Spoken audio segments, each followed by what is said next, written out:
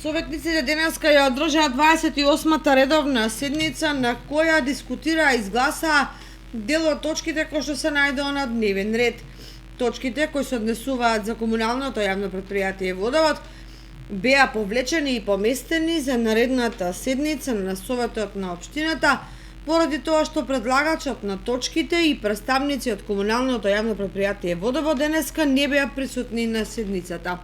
Што се однесува на останатите точки од дневниот ред, советниците дадоа согласност за вработување во основните и средни училишта, планот и програмата за развој за периодот 2023-2024 година, како и другите точки од дневниот ред кои што беа изгласани и усвоени од страна на советниците во Советот на општина Кочани. Советниците дадоа согласност и за извештајот за реализација на буџетот на општина Кочани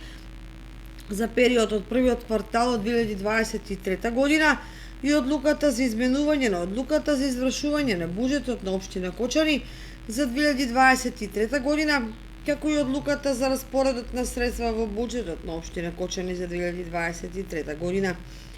Целосна снимка од 28-та редовна седница на Советот на општина Кочани, телевизија Кочани ќе емитува денеска со почеток во 20 часот.